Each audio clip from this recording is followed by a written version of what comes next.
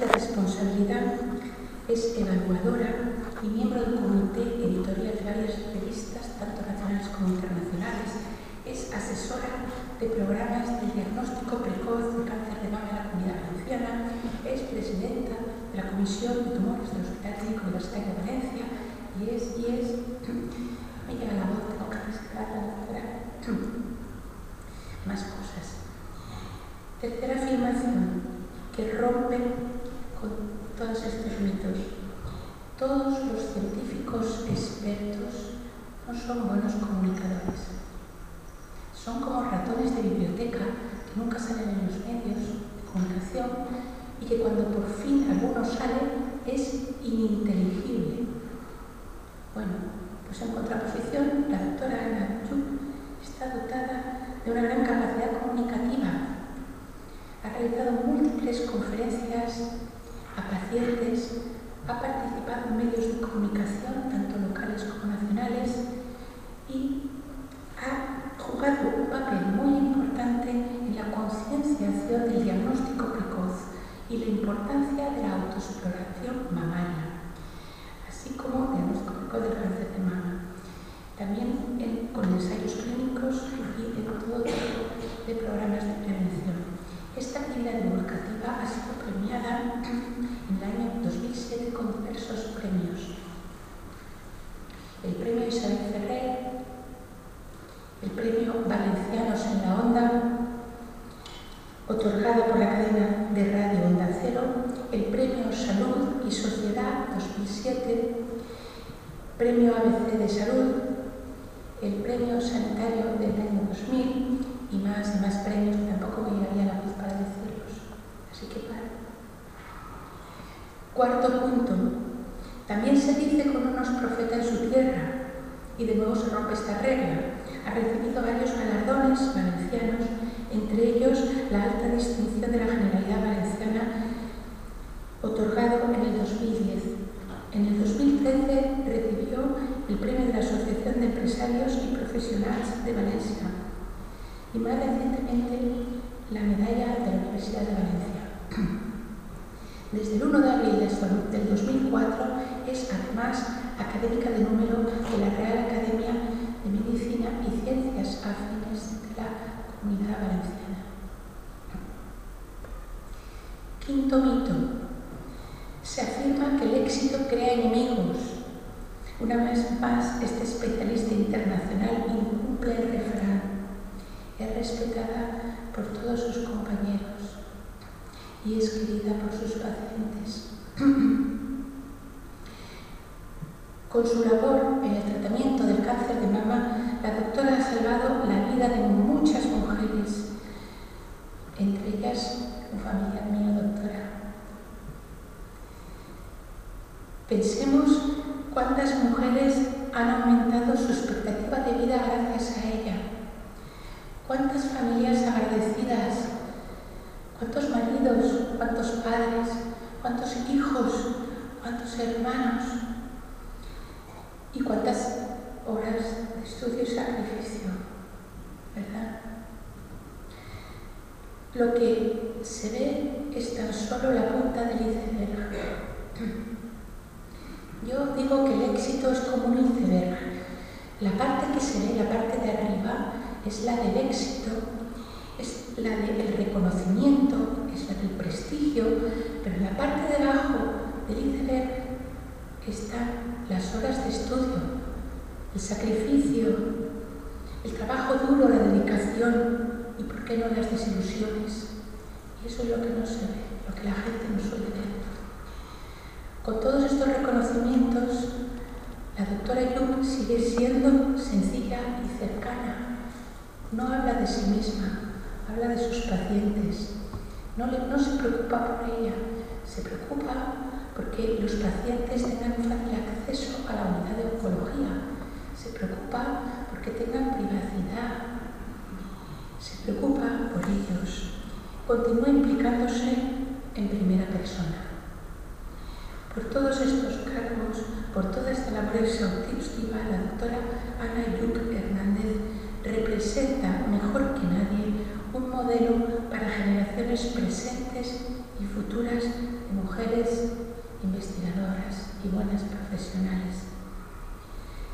Se siguen confirmando los informes actuales de igualdad de género en relación a las mujeres y el mundo de la ciencia. La relación de ellas con la ciencia y la innovación no es fácil. Aún queda un largo camino por recorrer a las mujeres.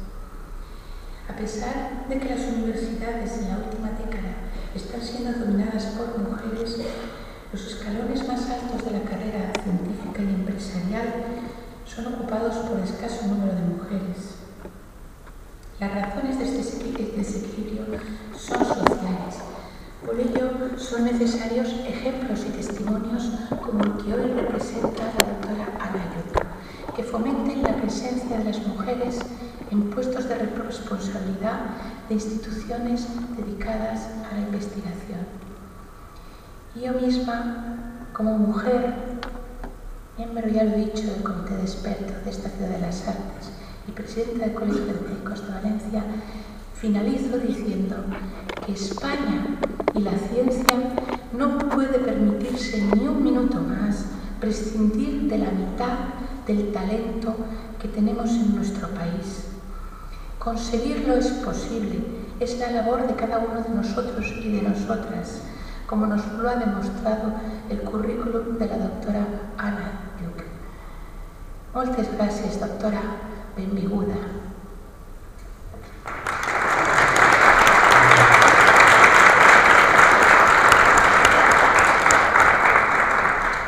Muchísimas gracias, de verdad. Doy las gracias al Palau de las Arts y las Ciencias por darme esta oportunidad de poder transmitir estos conocimientos actuales y estos avances. Todo lo que ha dicho Mercedes, le doy las gracias, bueno, como presidenta de nuestro colegio de médicos, lo agradezco muchísimo. Creo que, bueno, todo ello no es fruto de otra cosa, nada más que de que soy muy mayor, de que ya tengo mucha edad y he tenido mucho tiempo este recorrido de trabajo y de esfuerzo. Lógicamente, sin esfuerzo en la vida no hay nada y el esfuerzo es importante, pero al final de todos esos esfuerzos, la cantidad de personas que has conocido, que tienes, grandes amigos como los que hoy hay aquí, el doctor Perales. Empezamos todo el programa de diagnóstico precoz, él es uno de los pioneros en la imagen del screening de cáncer de mama. Tengo mucha gente conocida y muy querida y estoy muy contenta de estar aquí. Simplemente yo lo que quisiera en esta primera charla que me ha ofrecido la posibilidad de estar aquí en el Museo de las Artes y de las Ciencias, pues verdaderamente quisiera quitar también, como ha hecho Mercedes, muchos de los mitos que hoy hay sobre el cáncer de mama y transmitir la cantidad de buenas nuevas que tenemos y el miedo y el susto cuando a uno le diagnostican un tumor en la mama o en otro órgano, pues es algo que yo quisiera que salieran de aquí pensando que la palabra maldita no es una palabra maldita y que el cáncer no tenemos que tener miedo de pronunciarlo. Hoy tenemos que decir que tenemos una gran probabilidad de curación y en cáncer de mama, ya os lo adelanto, alrededor del 80% de las pacientes diagnosticadas de cáncer de mama globalmente pueden ser curadas, se van a curar de su proceso. Por tanto, esta es una buena nueva y ahora veremos qué factores, cómo estamos en estos momentos, qué avances tan espectaculares en los últimos años estamos teniendo, no solo en los programas de diagnóstico precoz que han contribuido a que esto sea así, y ahora verán incluso cifras de nuestra comunidad, de nuestro ambiente, y también las nuevas estrategias de tratamiento que gracias a la biología molecular, gracias a la investigación, se han incorporado en lo que es el proceso diagnóstico, que es el más importante, porque la prescripción del tratamiento es la etapa final, pero lo importante es hacer una buena estrategia de qué conocemos, qué sabemos sobre esa tumoración, qué conocemos y cómo la debemos de tratar en función de las alteraciones. Y sin más, porque estaría hablando sin ponerles las diapositivas que he traído, porque creo que muchas veces una imagen vale muchísimo más que muchas palabras. Me quedo aquí sentada porque así os veo a todos. Ahí, como soy bajita, pues el atril no me deja veros y yo quiero veros a todos los que estáis aquí. Primero voy a hablar un poquito de la importancia social del cáncer, lo que es el cáncer de mama, cómo se encuentra distribuido en nuestra comunidad y en nuestro país, de tratamientos, cómo hemos avanzado en los tratamientos locales, pero sobre todo en los tratamientos sistémicos o generales. Y la nueva buena que os tengo que decir es que cada vez tenemos tratamientos más dirigidos a alteraciones de las células. Ya no tratamos a todos igual. A cada paciente va a llevar su tipo de tratamiento específico, siendo todo cánceres de mama. Cada paciente lleva un tratamiento específico dirigido a dianas moleculares, porque gracias a estos avances hoy conocemos muchas dianas que son estratégicas para controlar la célula, que es una célula maligna descontrolada. Por tanto, esto es lo que voy a hablar. Y primero, aunque muchos de ustedes, aquí tenemos gran investigador y por tanto, pero bueno, más que nada, para que supiéramos, voy a empezar por lo simple, porque lo primero que tenemos que pensar es que, ¿qué es un tumor? ¿Qué es un tumor de mama? ¿O qué es un tumor y cómo se forma? Porque hay muchos mitos también alrededor de qué produce un cáncer. Yo creo que luego puede haber una discusión un poquito para que hablemos y comentemos cosas, pero lo primero que quiero deciros es ¿qué es un tumor? ¿Qué es una célula tumoral? Pues es una célula de nuestro organismo, en general, de cáncer, es una célula anárquica que se multiplica sin control y que no escucha las llamadas del orden del organismo.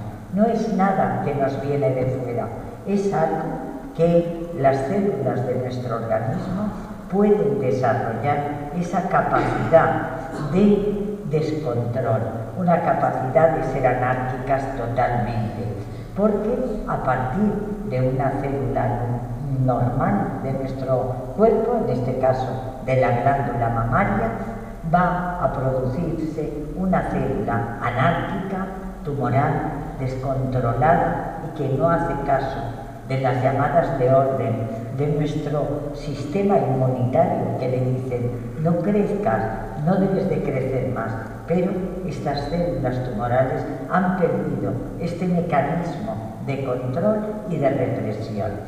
¿Y a qué se debe que una célula normal pase a ser una célula descontrolada?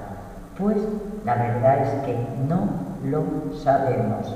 Es decir, no tenemos factores claros que hagan que una célula normal se convierta en tumoral. Tenemos datos de que, bueno, pues las radiaciones, hay tratamientos hormonales que pueden hacer que una célula se descontrole, pero no sabemos qué es exactamente, cuál es el motivo inicial que hace que una célula empiece a crecer de forma desordenada. Lo que sí que sabemos, y esto también es algo para conocer bien, es que todos los cánceres, todos los tumores son genéticos. Genético no es la transmisión, esos son cánceres hereditarios.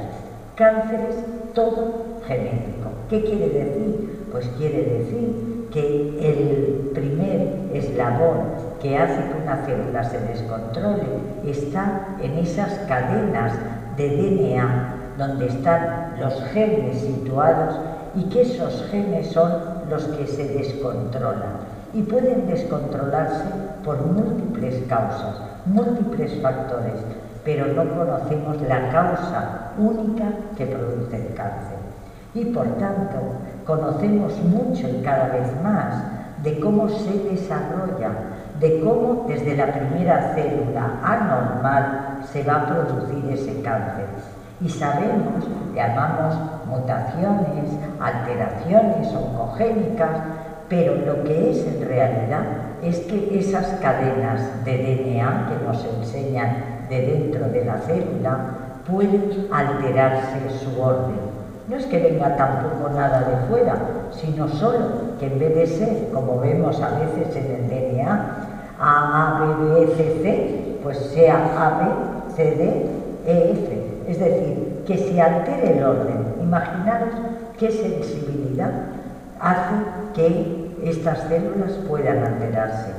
Pero lo que sí que conocemos es cómo se desarrolla a partir de esa célula primera tumoral.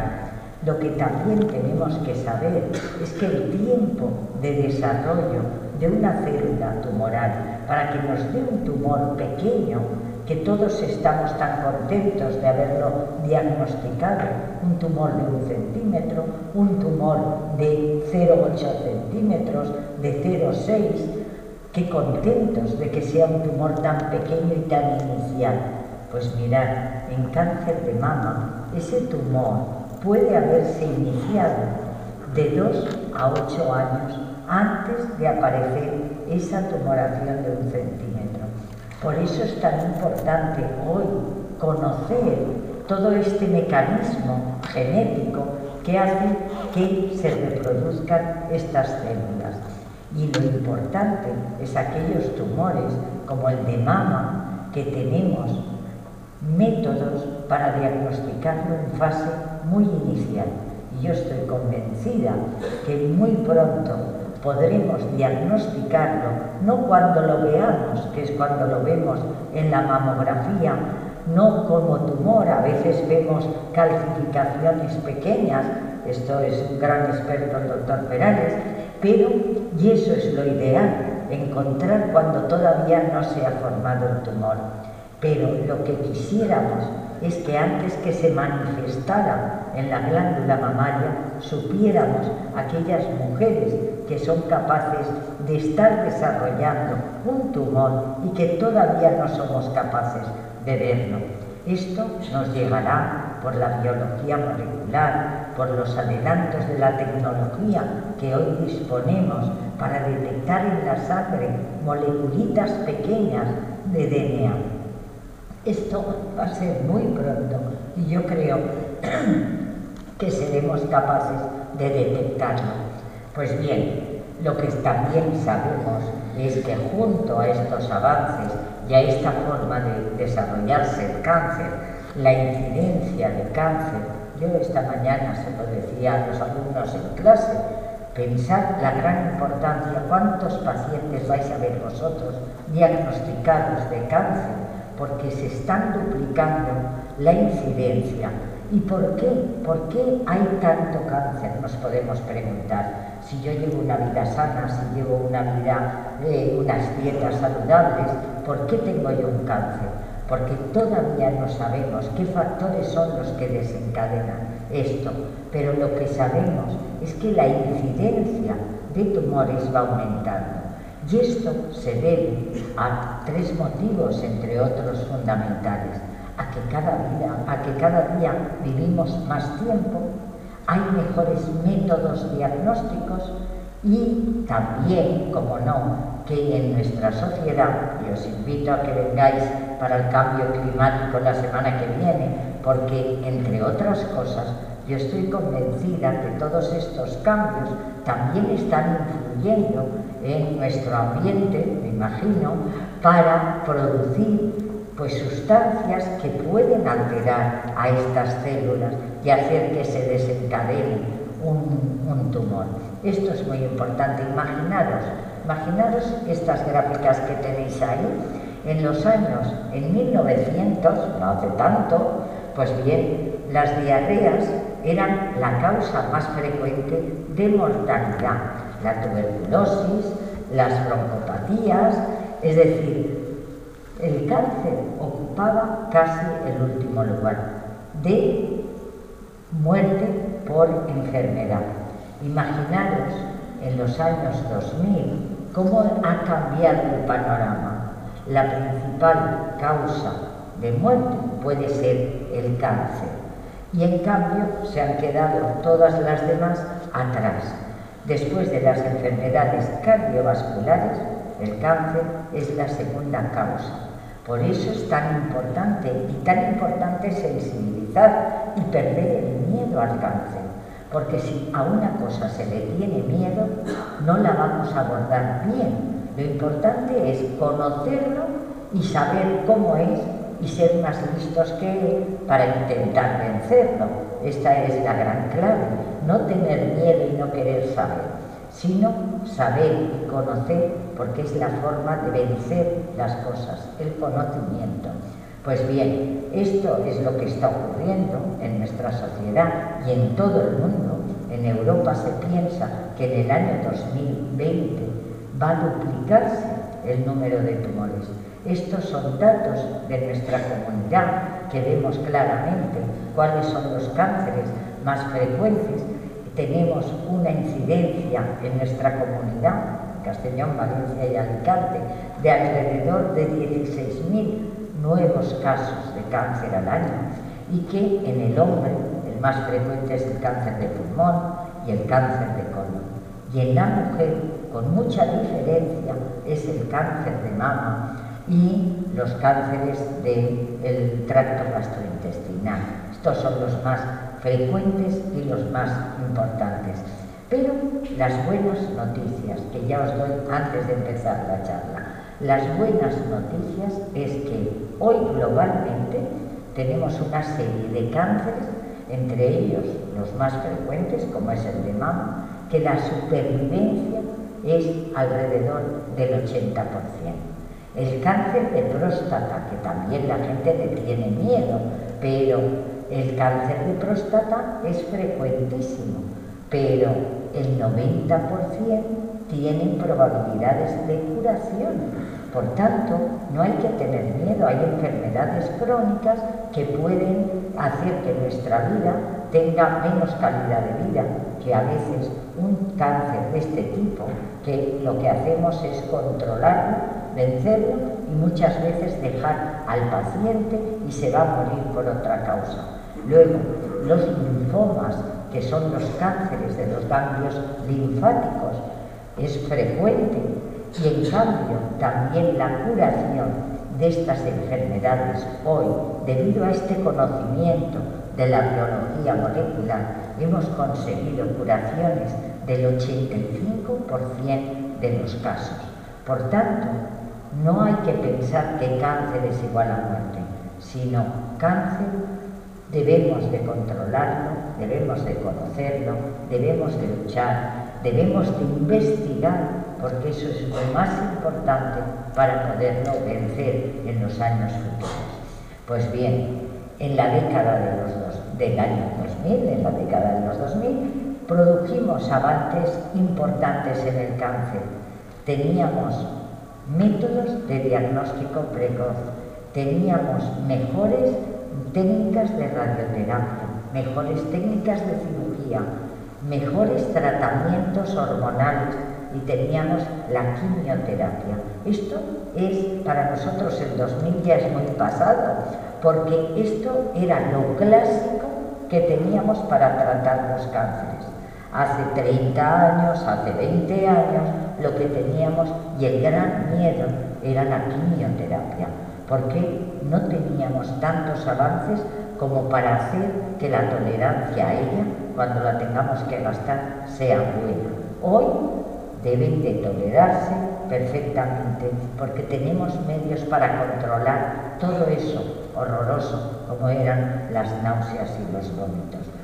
Pero en el año 2000 las armas que teníamos para combatir el cáncer eran estas. Era intentar diagnosticarlo pronto, una buena cirugía, una buena radioterapia, la quimioterapia que prácticamente dábamos a todas las pacientes con cáncer de mama y el tratamiento hormonal que lo damos en un 70% de los cánceres de mama, porque ese 70% depende su crecimiento de las hormonas ováricas y por tanto una forma de tratarlo era la terapéutica hormonal. Pero esto era en el año 2000. A veréis cómo os lo complico todo un poquito. Pues bien, lo que es importante es que tenéis que saber la gran incidencia de cáncer de mama. Es el más frecuente en todas las mujeres de todo el mundo. Más de 300.000 nuevos casos en Europa cada año. Más de 27.000 nuevos casos en España. En nuestra comunidad, más de 1.800 casos se diagnostican cada año nuevos. Es decir, que tenemos 1 de cada 8 mujeres vamos a tener un cáncer de mama. Pero yo lo primero que quiero es que perdáis el miedo. El miedo porque hoy lo podemos tratar, controlar y muchas curaciones se van a producir. Ahora, no deja de ser un problema de salud pública y así nuestras autoridades deben tenerlo en cuenta. Verdaderamente los esfuerzos que se hacen para el cáncer de mama son muchos, pero todavía nos falta avanzar más. Porque lo que os tengo que decir es que durante los últimos 10 años la incidencia, el número de casos no disminuye, aumenta. El problema es que como no sabemos quién es el estímulo que hace que esa célula empiece a crecer, no podemos hacer una prevención que llamamos primaria, que sería quitar el factor que lo produce. No lo podemos, porque no lo conocemos, pero sí que podemos hacer una prevención secundaria, porque lo podemos detectar precozmente, gracias a un método maravilloso que es la mamografía. Cada vez más las técnicas de radiología son más sensibles, más específicas, detectan tumores más pequeños y lo ideal es que no tengamos todavía ni tumor, que tengamos signos indirectos como son las calcificaciones o las asimetrías, y eso nos lleva a detectar tumores muy pequeños. Por eso el screening en cáncer de mama es tan eficaz. Después, otro hecho importante para disminuir la mortalidad es que tenemos tratamientos mucho más eficaces. No queremos matar las células, no queremos destruirlas, porque nos hemos dado cuenta que destruyendo solo no es suficiente. Tenemos que conocerlas para controlarlas. Ahí está el cambio que hemos hecho en los últimos años. Pues bien, aquí tenéis claro, en esta curva de la derecha para vosotros, que la incidencia, vemos que la curva de nuevos casos sigue aumentando, pero en la curva de al lado veis claramente cómo la mortalidad desde los años 90 está cayendo y aún queremos que caiga más. Es decir, hemos conseguido curar muchas más pacientes. Se han producido avances en estos 10 últimos años en toda la historia natural de lo que es un cáncer. Mirad, en cáncer de mama podemos prevenir eso que os decía antes, pero prevenimos sin saber quién, solo por factores de riesgo. Las mujeres que tienen más probabilidades, las que tienen antecedentes, las que tienen, son mujeres que tienen o han tomado terapéuticas hormonales. Un grupo de mujeres a las cuales sabemos que tienen un riesgo mayor. Pues a esas mujeres les podemos dar un tratamiento hormonal que va a evitar en la mitad de los casos que aparezca cáncer de mama. Eso es porque tenemos lo que llamamos quimioprevención, pero los avances más importantes se han producido en el diagnóstico precoz y se han producido también en estos, mirad, factores de riesgo. Antes sabíamos que tener en la familia, mucha familia con cáncer de mama o cáncer de ovario, era un factor de riesgo. El que fuera muy joven los antecedentes de cáncer de mama también. El que fuera la madre la que hubiera tenido el cáncer de mama también tenía un peso para que las hijas tuvieran una mayor probabilidad de tener un cáncer. Pero eran métodos subjetivos, epidemiológicos, no objetivos. Imaginaros lo que ha hecho el conocimiento del genoma, el conocimiento de la biología molecular. ¿Qué ha hecho? Pues que hoy estos datos clínicos son importantes, pero hoy sabemos que hay 2 genes en cáncer de mama, hay 2 genes que pueden estar alterados, pueden estar mutados, pueden ser alterados. La pena no, sino que el número de cánceres de mama que presentan sus pacientes, las mujeres que los tienen, esta mutación, son un número pequeño, de un 5 a un 10% de todos los cánceres de mama. Pero imaginaros lo importante que es. Nosotros en el hospital clínico tenemos ya más de 300 familias diagnosticadas con un cáncer familiar. ¿Qué quiere decir? Quiere decir que la mutación existe en la persona que tiene el cáncer de mama y esa mutación se da en las células germinales, es decir, en las células de transmisión, y puede transmitir a las hijas, o las hermanas pueden tener un cáncer de mama con una probabilidad del 80%. Esto asusta, porque dices, Dios mío, ¿cómo voy a tener yo una probabilidad a lo largo de mi vida de tener un 80% un cáncer de mama, o en un 50% la probabilidad de un cáncer de ovario? Pues bien, sabemos y hoy detectamos estas alteraciones. A la mujer que cumple los criterios le hacemos un estudio en sangre periférica y ese estudio nos dice si tiene esta mutación. Si tiene la mujer esta mutación, rápidamente estudiamos a sus descendientes y a sus consanguíneos, es decir, a sus hermanas, si son sus padres también. ¿Por qué?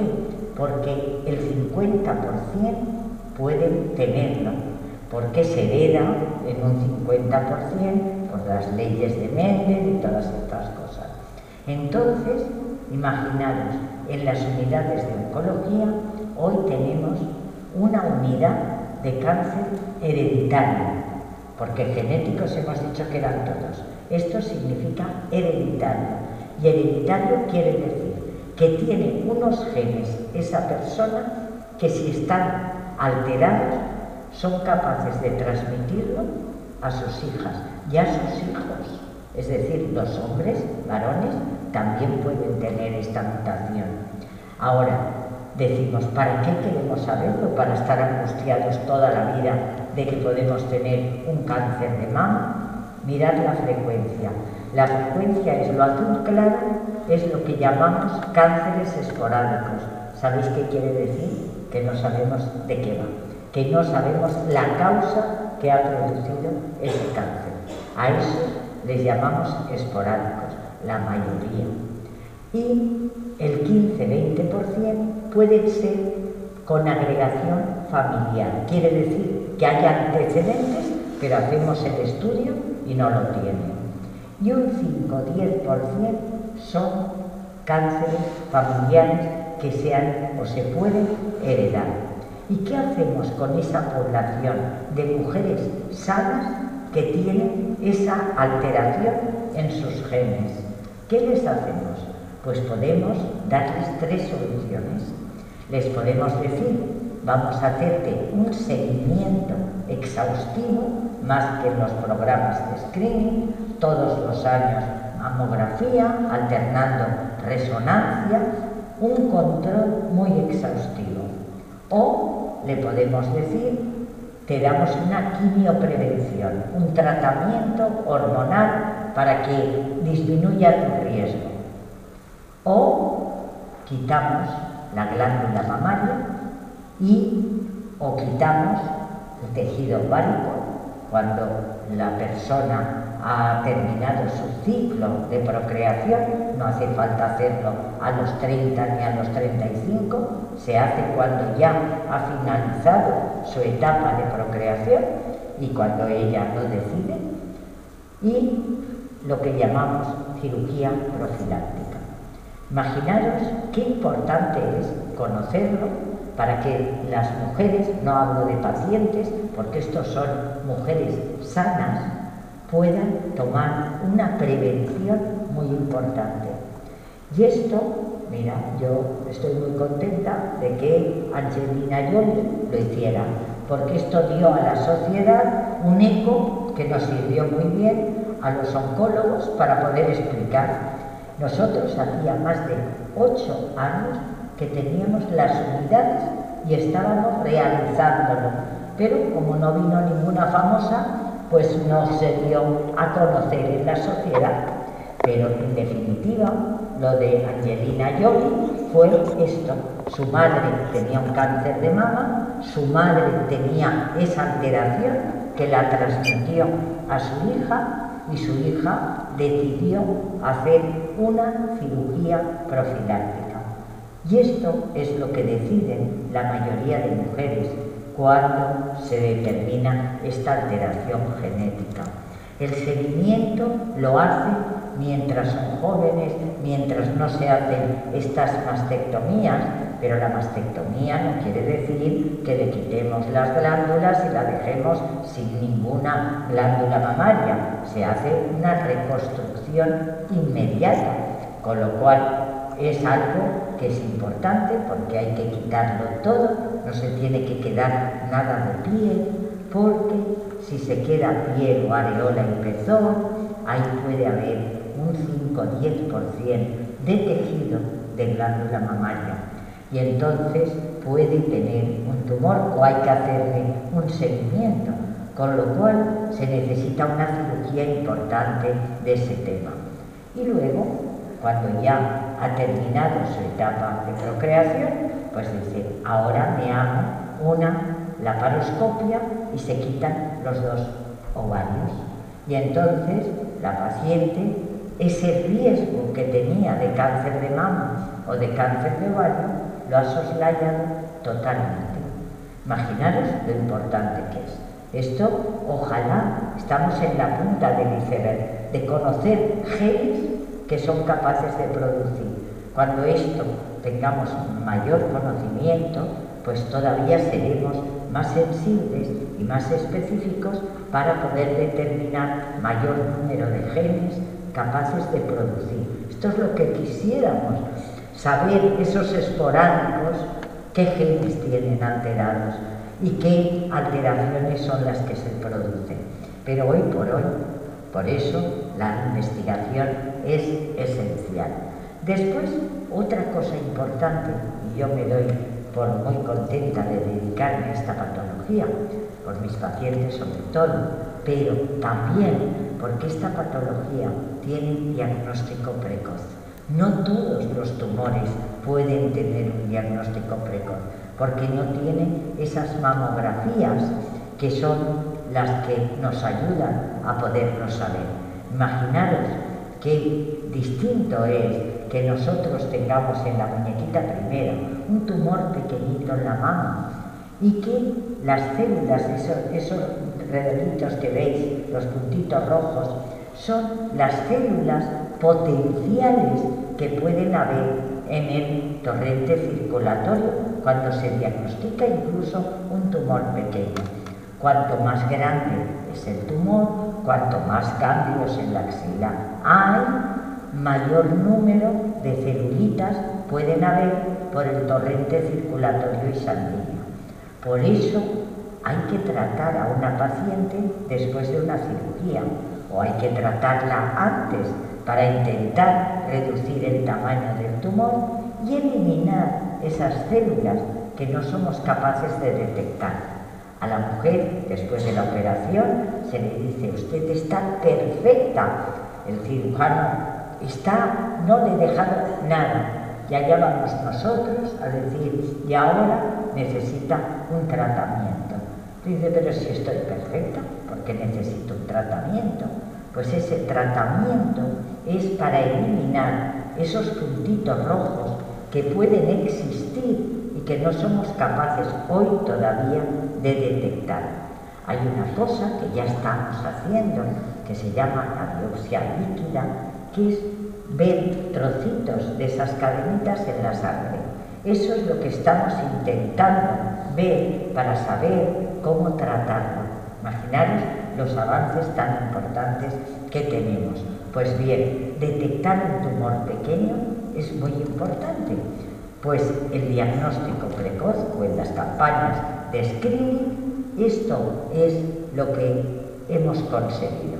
Y mirad, yo cuando empecé a hacer oncología, hasta hace 20 años, nosotros 15 menos, porque hubo zonas que fueron más privilegiadas y llevaron el diagnóstico precoz antes.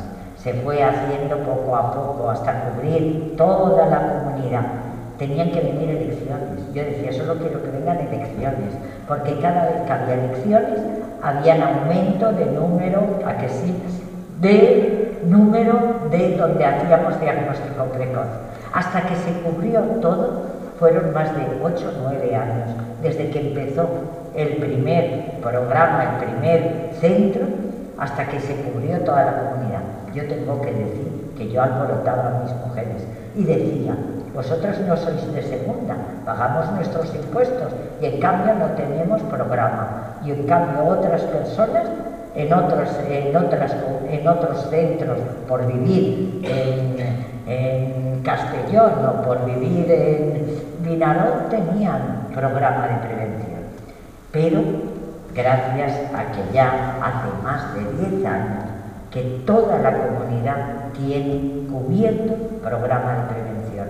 Porque imaginaros, cuando a mí me venían las mujeres a que se exploraban y se notaban el bulto, y era cuando venían al cirujano a hacerse el diagnóstico, tumores que empezaban, que son los que llamamos in situ, habían en la consulta nuestra de un 2 a un 4%.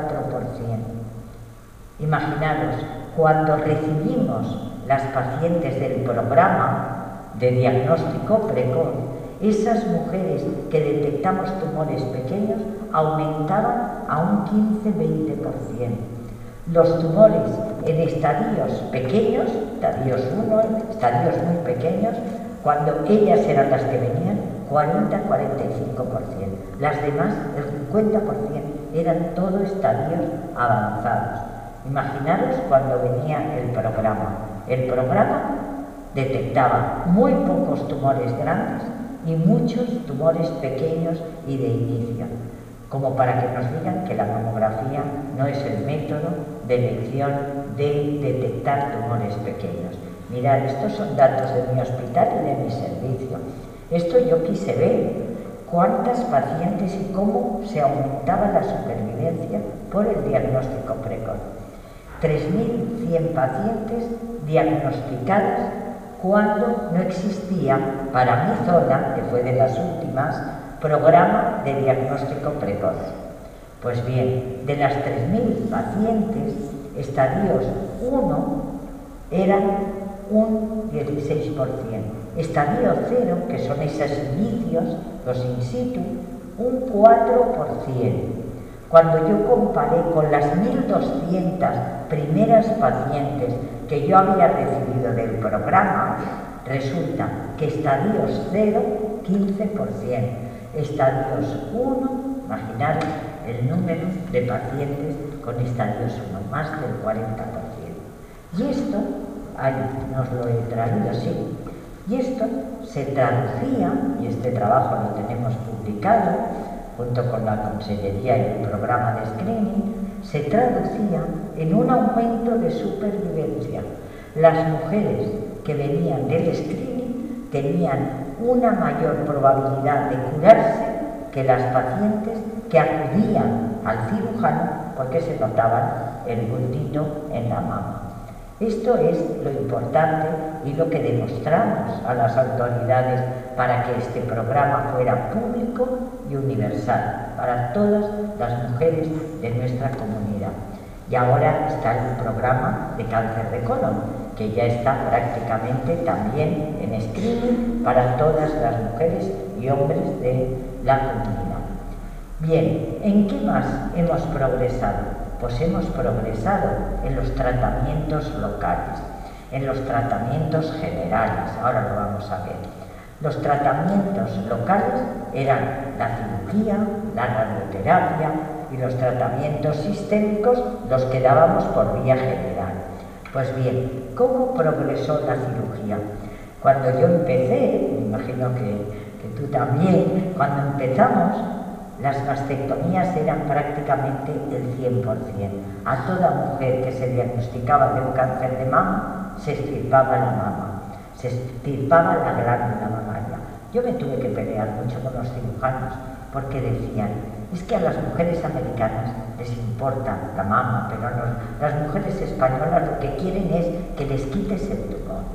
Si no se lo explicas, lógicamente sí, pero si tú explicas que puedes obtener el mismo resultado de curación quitando la mama o haciendo una cirugía pequeña y conservadora y manteniendo la glándula, no tienen por qué quitárselas. Y esto es lo que hemos conseguido.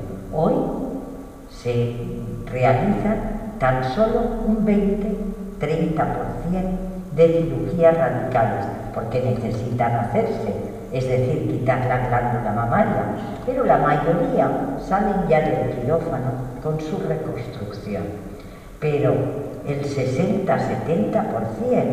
se les hace una cirugía conservadora, que es quitar el tumor pequeñito y quitar 1 centímetro de tejido sano alrededor. Por tanto, la cirugía ha pasado de ser mutilante a ser conservadora, a mantener la imagen de la mujer, que sabéis que la glándula mamaria es tan importante. Mantener su imagen, mantener su estética, esto es importantísimo. Por tanto, y esta cirugía que hacen ahora es más complicada que quitar la glándula, porque quitar la glándula lo sabe hacer muchos cirujanos. Quitar lo que es el tumor y el tejido de alrededor y dejar una cirugía bien hecha y una glándula mamaria perfecta es muy importante. Pues bien, otro avance en la cirugía. Sabéis que las mujeres temían al linfedema, temían a que el brazo se hinchara, a que las mujeres operadas de mama tuvieran unos linfedemas que no eran para morirse, pero alto, la calidad de vida y lo que le suponen a una mujer un linfedema es importantísimo. Y el linfedema se producía porque se quitaban todos los ganglios de la axila, pero además dábamos radioterapia. ¿Qué es radioterapia en la axila? Con lo cual, con la cirugía y la radioterapia se producía un bloqueo del sistema linfático y se producían esos brazos tan monstruosos y que tan mal lo pasaban las mujeres. Hoy, prácticamente, os digo de verdad, no se producen linfedemas en la mayoría de mujeres que se operan actualmente. ¿Por qué? Porque hay un gran número de mujeres que no hace falta quitar los ganglios de la axila. No hacemos linfadenectomías, no quitamos los ganglios. ¿Por qué? Porque imaginaros, hemos conseguido que inyectando una sustancia al lado del tumor en el quirófano, esta sustancia migra hacia el ganglio y resulta que con un aparato que capta la radiación ve dónde centellea. se quita ese ganglio y está ese ganglio, está el patólogo, y si el patólogo dice que no está afecto, no se quitan los ganglios de la axila. Antes se quitaban a todas las pacientes. Hoy, prácticamente, la que tiene ganglios que no tiene afectación, no se quita la axila. Por tanto, hemos evitado ese linfedema tan molesto para las mujeres, sobre todo en verano, que no podían ponerse ni manga corta ni sin mangas. No es una chorrada, es algo muy importante y que da mucha calidad de vida a las mujeres. Pues bien, hemos avanzado en la cirugía, menos cirugía, más compleja, pero mucho más precisa, y no hace falta hacer grandes mastectomías. Otro avance importante, el tratamiento después de la cirugía. Mirad, hemos dicho que si las pacientes se operan, quedan celulitas que hay que tratar, pero imaginad, hasta hace 4 años tratábamos a todas las mujeres con quimioterapia, a todas, porque decíamos, a más mejor, quitamos todas, las matamos a todas. Hoy hay un 30% de mujeres que se operan y que no necesitan quimioterapia.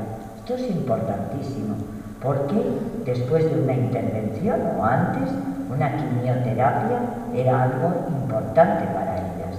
Pues bien, ¿por qué esa quimioterapia o ese tratamiento que les damos después? Porque mirad, cada vez que se duplica una célula, las características de las células del tumor son capaces de extravasarse del torrente circulatorio. ¿Y dónde van? Pues donde tengan capricho de ir y donde encuentren un microambiente capaz de anidarlas.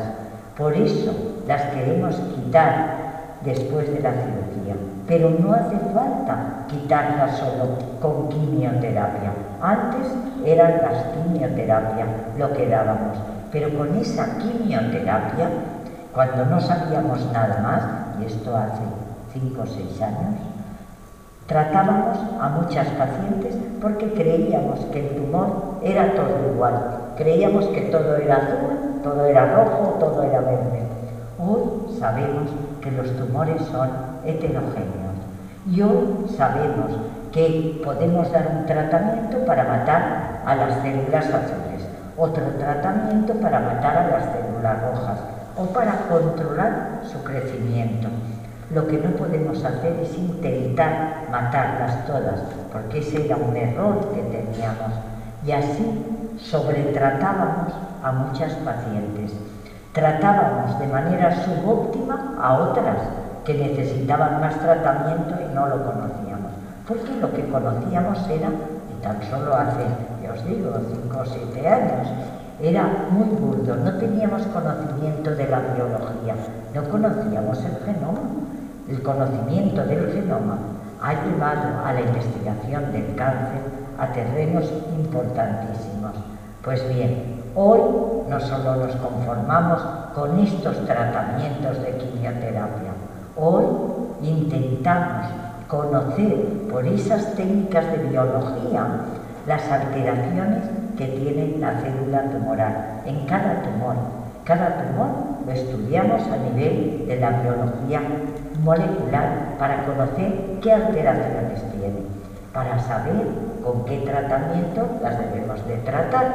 Pues bien, hoy lo que tenemos es clasificaciones moleculares de las pacientes, ya no es lo que os he dicho hasta ahora, estadios 1, estadios 2, estadios 3, eso nos sirve, pero no es lo importante.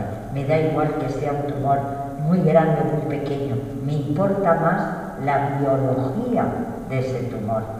Y eso hoy lo conocemos a través de hacer estudios genómicos de ese tumor y tener diagnósticos moleculares y tratamientos para las alteraciones moleculares que tienen las células.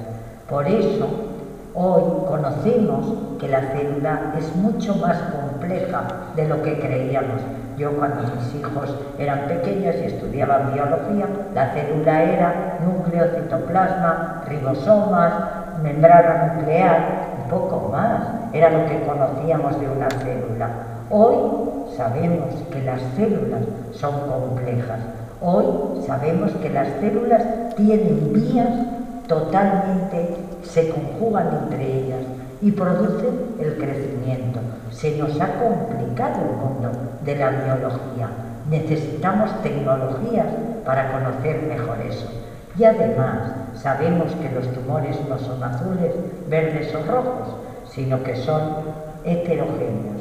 Tienen células de todos los tipos y eso requiere tecnología molecular para poder conocerlo.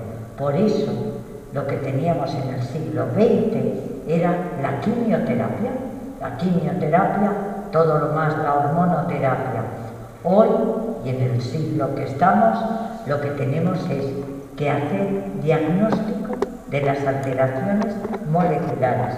Tenemos tratamientos para esas alteraciones y tenemos terapias específicas para cada paciente, con lo cual no matamos a las células, las intentamos conocer y controlar.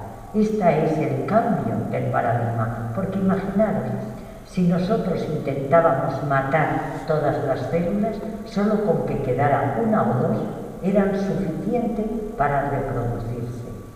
En cambio, si nosotros conocemos las características moleculares y tenemos fármacos que controlan esa alteración, estamos bloqueándolo eso. Pero esto ha sido gracias a esto que veis aquí abajo, esto que veis aquí, que son colorcitos que habréis visto en la televisión, porque es las tecnologías que hoy utilizamos, se llaman microarrays, lo digo por si os suena. Pero esto es porque, imaginaros, en el siglo XIX teníamos el microscopio, luego tuvimos algo mejor que era conocer alguna alteración, que era lo que llamamos inmunistoquimia. Luego tuvimos una tecnología que ya nos ayudaba un poquito más, pero hoy cogemos el tumor, hacemos un corte, lo metemos en un, llamamos secuenciador, pero bueno, da igual, y nos dice todas las alteraciones genéticas que ese tumor tiene. Y como sabemos ya de cada tumor, las que son importantes y las que no, nos dice, este tumor tiene estas alteraciones. Por tanto, sabemos que lo debemos de tratar de esta manera y no a todos igual. Pues esto ha sido un avance muy, muy importante, porque hemos conocido de la célula las vías importantes de que hace que esa célula sea desordenada, descontrolada y anárquica. Son vías, esas rojas que veis ahí, son vías que hemos conocido de señalización de la célula y que están o pueden estar alteradas en un tumor. Si nosotros paralizamos la vía, estamos haciendo que la célula no crezca, no se descontrole, no prolifere, y esto es lo importante. Entre estas vías las hay más importantes y menos, pero para todas ellas tenemos fármacos. Fármacos que no son quimioterapia, son fármacos biológicos que intentan controlar las señales de esas vías, los drivers, es decir, los caminos de esas vías. Y esto es lo verdaderamente importante, porque mirad, la quimioterapia todavía la estamos utilizando, pero cada vez menos la utilizamos, porque todavía es un apoyo importante, pero no solo quimioterapia, porque la quimioterapia actuaba sobre la célula y la mataba. Toda célula que crece la eliminaba. ¿Qué ocurre? Por eso tenemos los efectos secundarios. ¿Qué células crecen en nuestro organismo siempre? Las del pelo. ¿Qué células crecen en nuestro organismo? Las de la mucosa gástrica. ¿Qué células crecen? Las de las mucosas. Por tanto, la mucositis, es decir, las llaguitas en las mucosas, las náuseas, los vómitos, el pelo, todo eso, porque matan a células que son buenas, pero que no distinguen entre bueno y lo menos bueno. pero todavía hoy utilizamos quimioterapia. Yo estoy segura que en 10-15 años que tengamos fármacos más dirigidos, la quimioterapia va a ser menos importante. De hecho, las investigaciones en quimioterapia, en nuevos fármacos, son muy pocas las que actualmente hay. Todas van dirigidas a las terapias biológicas, porque actúan contra dianas específicas de la célula y no sobre la célula normal, no sobre la célula que no está alterada. Tienen muchos menos efectos secundarios, prácticamente muy pocos, pero todavía también los tienen. Por eso hoy hacemos el perfil molecular a partir del tumor y tenemos en cuenta el sustrato genético de la paciente y hacemos una medicina. La medicina tradicional era una medicina que intentaba curar, pero que era reactiva de los síntomas. Hoy intentamos una medicina personalizada, una medicina adaptada al paciente y sobre todo a las células del tumor. Mirad, veíamos antes esa célula tan compleja, pues mirad, todos estos círculos rojos y muchísimos más son fármacos biológicos que hoy estamos utilizando. Y os voy a decir algunos que os van a sonar. Mirad, hay uno que es importantísimo. Cambió lo que era la leucemia ya suena mal, pero hay un tipo de leucemia que se llama crónica mieloide, y esa célula, conocíamos ese tipo de leucemias que tenía una alteración de un gen, que lo habréis igual oído, que se llamaba Filadelfia, cromosoma Filadelfia. Pero para esos pacientes solo teníamos el trasplante halogénico, el trasplante que producía una mortalidad del 20%. ¿Qué ocurre en estos momentos? Uno de los primeros fármacos que hemos tenido era para corregir esa anomalía molecular de la célula, ese cromosoma Filadelfia. ¿Y qué ocurre? Que ese cromosoma Filadelfia ha hecho que los pacientes con leucemia mieloide crónica puedan curarse con un tratamiento de una pastillita. Es decir, tomando un tratamiento se curan el 60-65% de los pacientes y no hace falta el trasplante. Imaginaros qué importancia tan enorme. Otro avance importante en los linfomas, os he dicho que se curan muchos, porque hay un fármaco que bloquea una anomalía de la célula y perfecto. Y en mama, estamos en cáncer de mama, estamos muy avanzados en ese tema. ¿Por qué? Porque el primer fármaco capaz de curar a pacientes era uno que bloqueaba una anomalía muy importante, que era el ER2, que era un receptor que hay en la superficie de la célula, que cuando las células tenían 20 millones de receptores, hacían que esas células crecieran, descontroladas totalmente.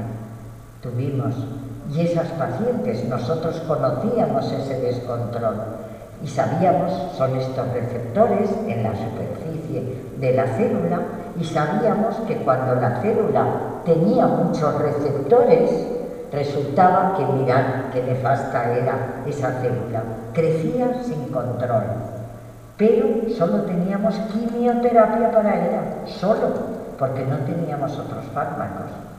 Desde el año 2005 vimos que teníamos un fármaco que bloqueaba esos receptores, pero imaginaros cómo los bloquea y qué beneficio supuso para esta población.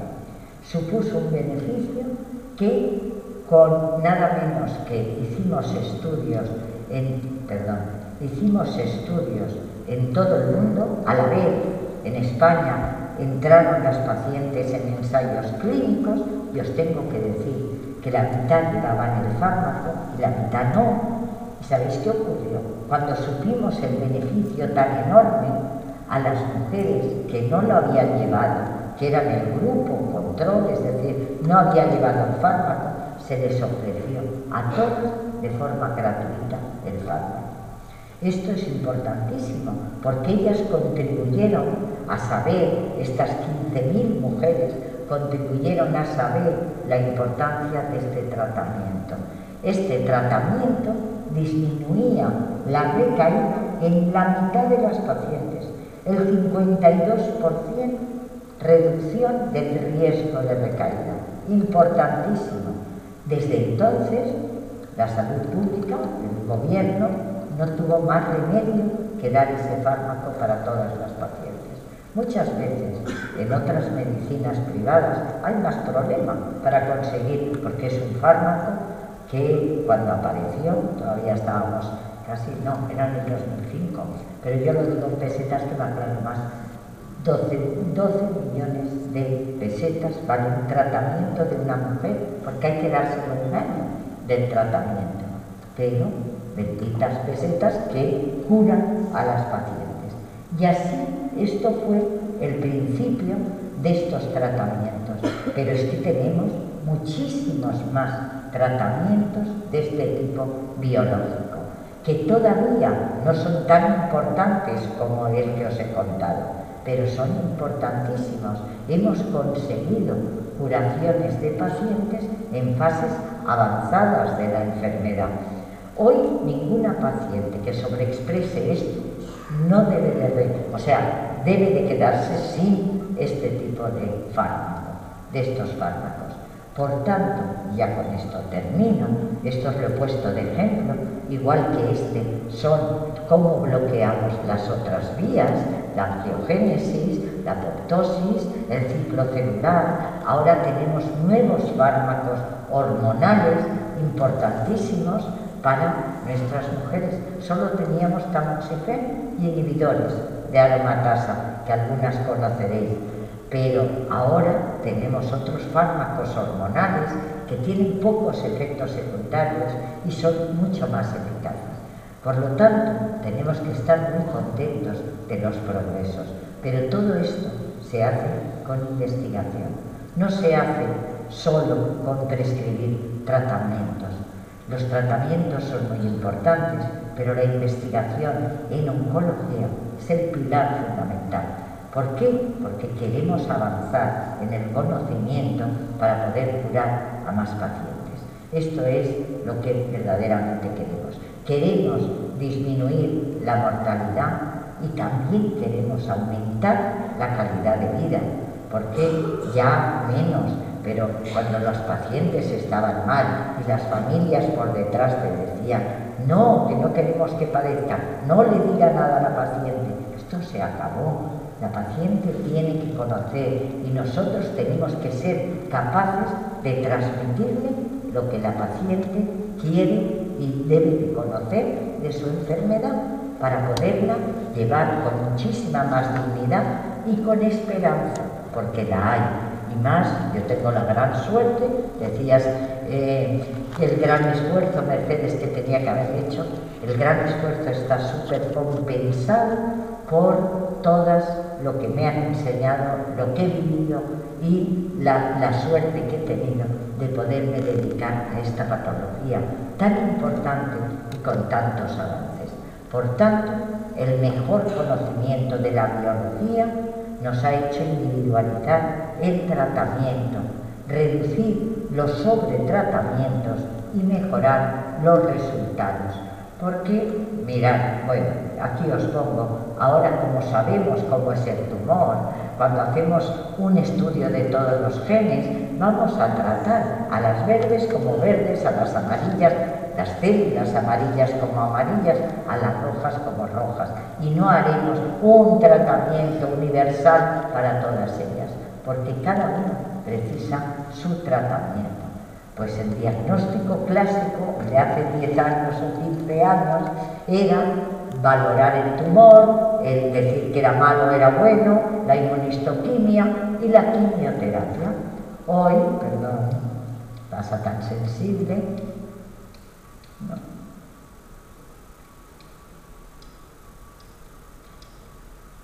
Pues nada, ya, gracias. que no funciona la... Sí, ahora. Bueno, ahora hemos visto antes que lo que queremos es un diagnóstico molecular, una terapia dirigida y un tratamiento personalizado.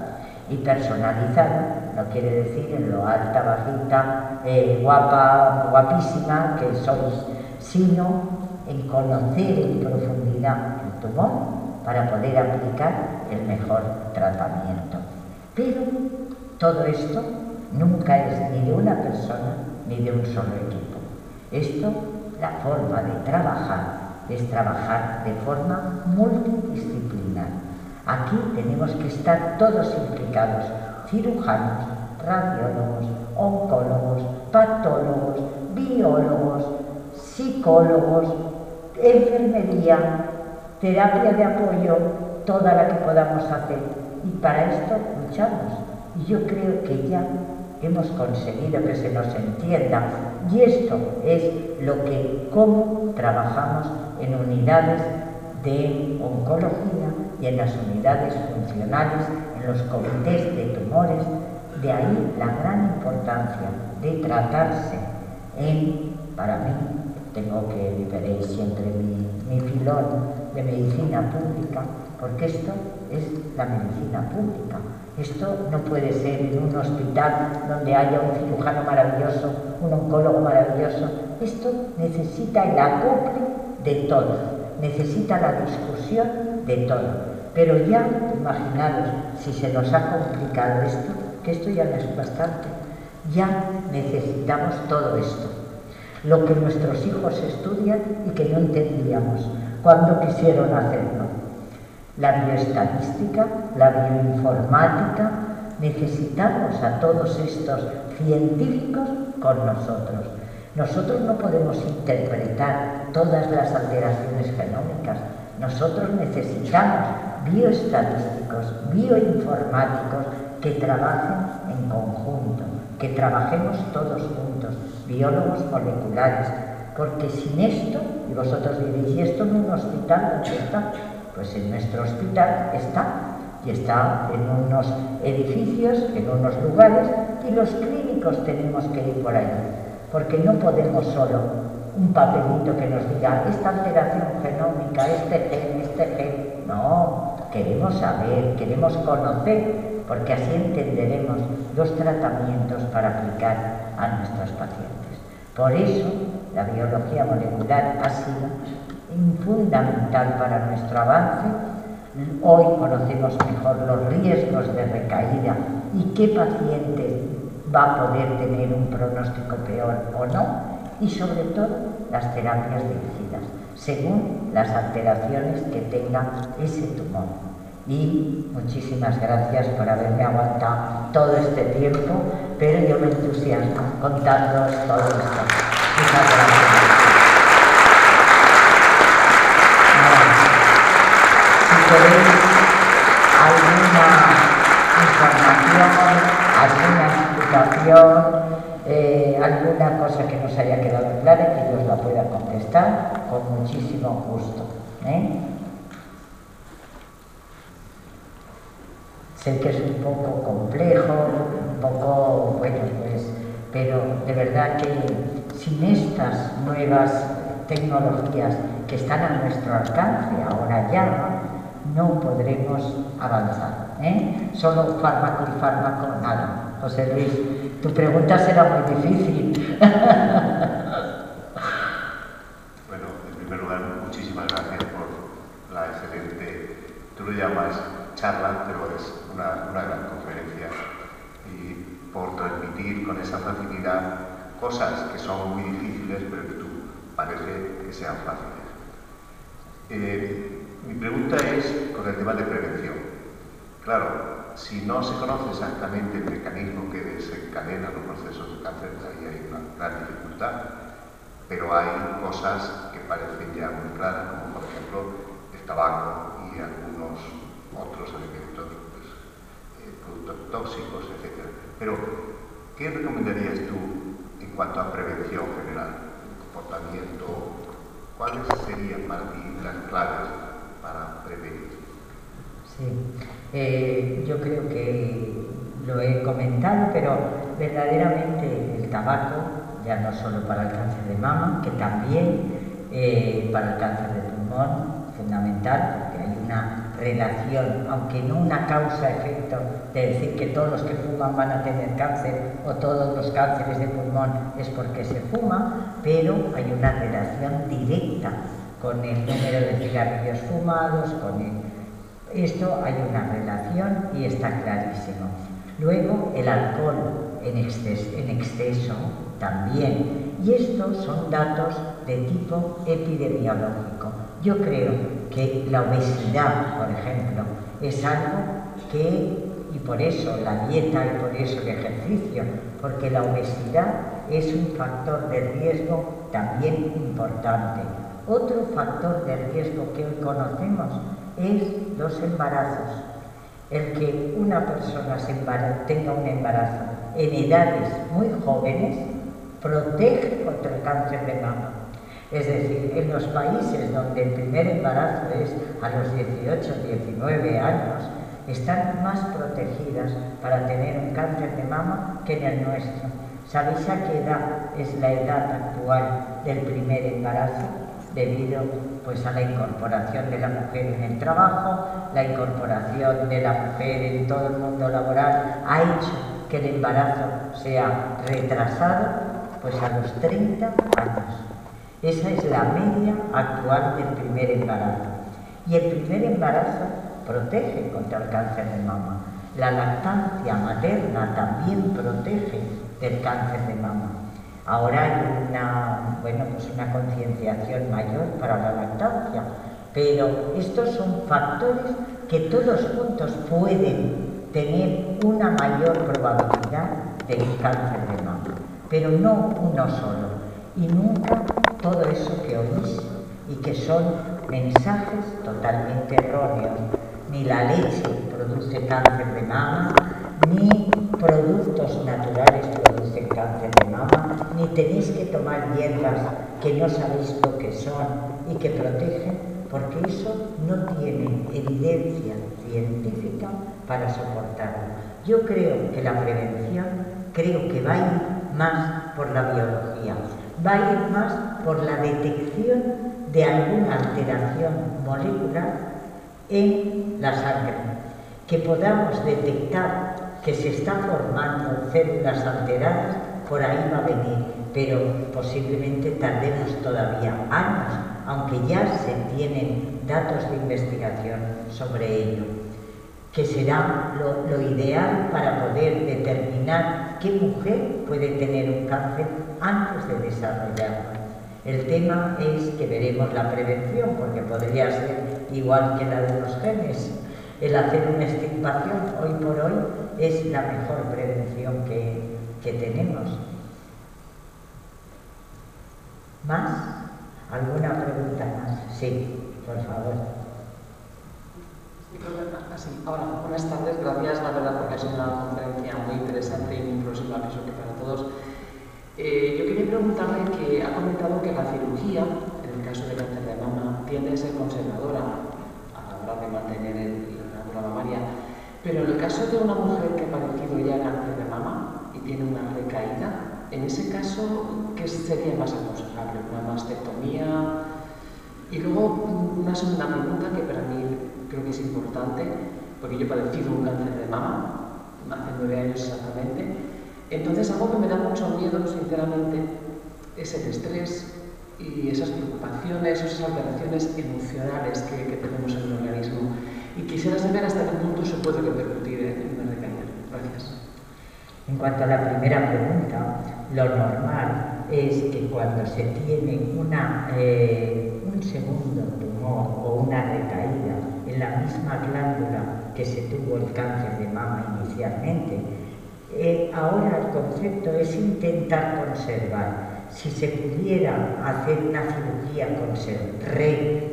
recirugía conservadora y la glándula quedara en condiciones estéticas correctas, se podría hacer. Pero el gran problema también que tenemos es que luego no podemos irradiar. No se pueden irradiar 2 veces la glándula mamaria. Y entonces, muchas veces, y la mayoría, es hacer una mastectomía en el lugar donde había una tumorectomía previa, pero con reconstrucción. Es decir, la mastectomía no tenemos que pensar solo en cómo se quedaban antes, sino reconstrucción, ¿eh? Esto es importante. Y en cuanto a la segunda cuestión que analizas, yo creo que es muy interesante. El estrés, la angustia, los problemas que todos tenemos en esta sociedad, ¿cómo no?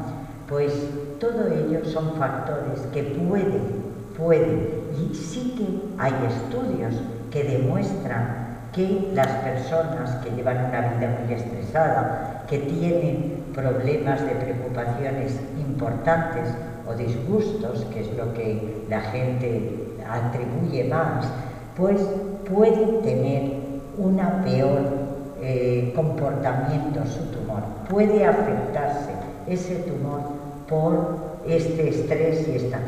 Los trabajos no son muy sólidos, no podemos decirlo categóricamente, pero si no es malo para tener una recaída, es malo para la persona. Y lo que tenemos que hacer es aprender a vivir con el estrés manejado. Es decir, estrés vamos a tener, pero hay que saberlo controlar y manejar para que no nos influya. Pero sí que puede tener una relación, igual que el ejercicio físico después de tener un cáncer de mama puede hacer que vaya disminuyendo el riesgo de recaída. Esto también se ha comprobado científicamente en estudios donde la mitad de las mujeres hacían ejercicio físico y la otra mitad no. Y se vio que las que hacían ejercicio físico tenían una disminución del riesgo de recaída. Y esto es con evidencia científica. Por eso cuesta tan poco que hay que recomendarlo siempre. Y hay que recomendar el ejercicio que le guste a la persona. Lo que no puede hacer es empezar ya a imponerse cosas cuando una mujer ha pasado por todo esto. Tiene que llevar una vida saludable, una vida de ejercicio físico, pero hay que ver qué ejercicio le gusta, porque da igual un tipo de ejercicio que otro. Es decir, andar, nadar, bicicleta, pilates, lo que quiera, pero moverse, no quedarse de forma sedentaria. Esto es muy importante. Y eso pues quisiéramos tener en los hospitales, la ayuda de personas que nos ayudaran a esto, porque en las consultas pues tardamos mucho, porque tenemos que hacer muchas cosas y decir muchas cosas, y entonces no nos da tiempo. Sí. Primero, gracias por la conferencia, que ha sido fenomenal. Vamos a ver, hace unos años, cuando tenías y te hablaban de metástasis, ¡pum! Bueno, se te ponía todo negro. Cuando después de unos cuantos años te aparece una metástasis, ¿podemos entender también que está todo como muy negro, o ya podemos entender como que hay una esperanza de enfermedad crónica con todos estos avances en la medicina o en los tratamientos?